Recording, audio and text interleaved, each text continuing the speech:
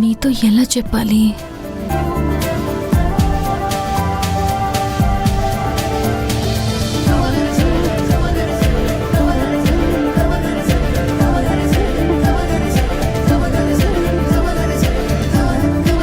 భర్తలు తమ భార్యల మీద ప్రేమ చూపించడానికి వాడే మొదటి ఆయుధం ఈ మల్లెపూలే.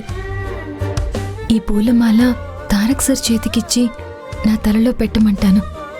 అలా అయినా తారక్ సార్కి నా ప్రేమ అర్థమవుతుంది.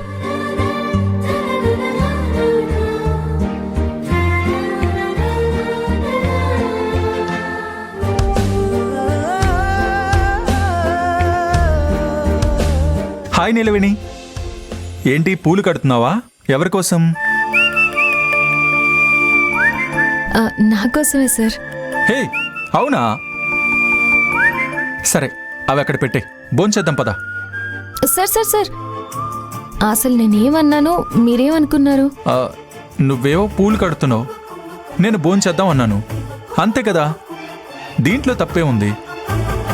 అదే పూలు ఎవరి కోసం కడుతున్నాను? ఏముంది, అమ్మవారి కోసమే అయి ఉంటుంది. అయ్యో, ఇవి నా కోసమే సార్. ఏంటి, నీ చేతులకి పని చేయడం మాత్రమే తెలుసు అనుకున్నాను, కానీ పూలు పెట్టుకుని మురిసిపోవడం కూడా తెలుసా? అంతేకాదు సార్, రుచిగా మీకు నచ్చినట్టుగా వండటం కూడా తెలుసు కదా సార్.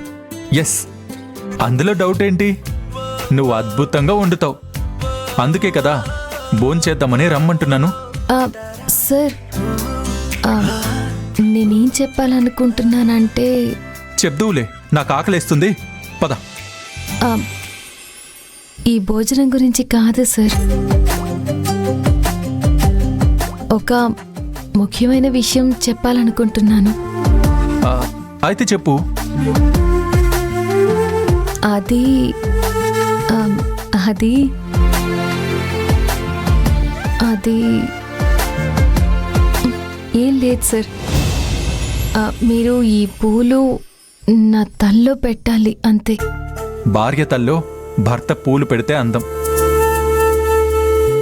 కానీ నువ్వు ఏ రోజు నన్ను అలా అనుకోలేదు కదా.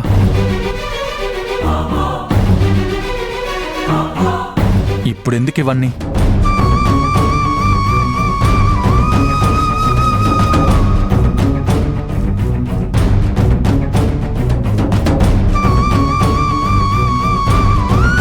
అయ్యో, అది కాదు సార్. సారీ నీలవేణి, షర్టు విషయంలో అనవసరంగా నిన్ను కొట్టాను. నువ్వు మా కోసం ఎన్ని కష్టాలు పడ్డావో నాకు తెలుసు. ఆఖరికి అతి తక్కువ టైంలోనే చదువు నేర్చుకుని కంపెనీ బాధ్యతలు తీసుకుని ఒక మంచి స్థాయిలో నిలబెట్టావు. అన్ని చేసిన నీకు చివరికి మిగిలిందేంటి? ఇంట్లో వాళ్లతో తిట్లు తినడం, నా చేతిలో దెబ్బలు తినడం. అప్పటికీ నన్ను ఇంటికి పంపించండి అని చాలాసార్లు అడిగావు. అప్పుడు మేం పట్టించుకోలేదు, కానీ ఇప్పుడు నీ గురించి సీరియస్గా ఆలోచించి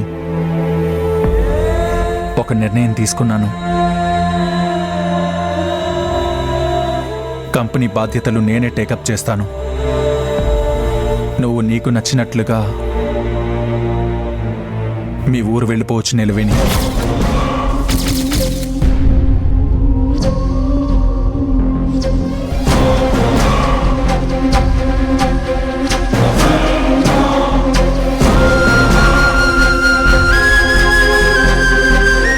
కావాలంటే నేనే నిన్ను మీ ఇంటి దగ్గర డ్రాప్ చేస్తాను. అంతా నువ్వు అనుకున్నట్టుగానే జరుగుతుంది.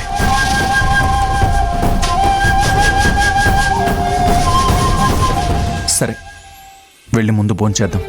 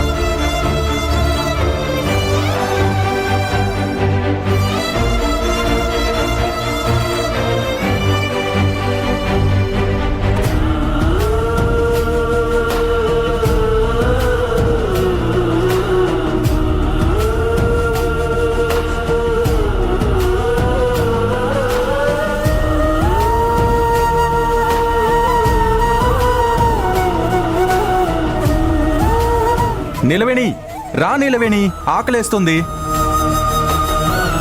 వస్తున్నాను తారక్ సార్.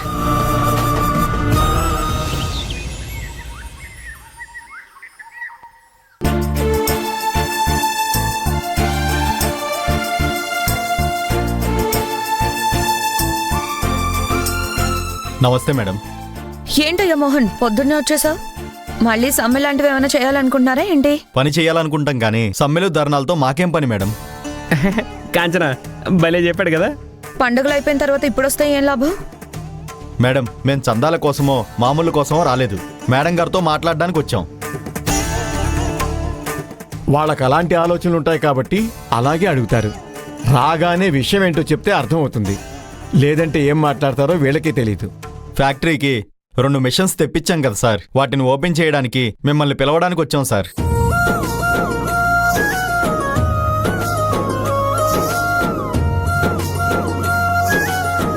మీరు వచ్చి స్టార్ట్ చేస్తే వర్క్ స్టార్ట్ చేస్తాం మేడం. ఈ రోజు చాలా మంచి రోజు మేడం. కోట్లు టర్నోవర్కి కారణం ఈ మిషన్స్ ఓపెన్ చేయడానికి మమ్మల్ని కాకపోతే ఇంకెవరిని పిలుస్తారు? ఇదేం పచ్చళ్ల వ్యాపారం కాదు కదా.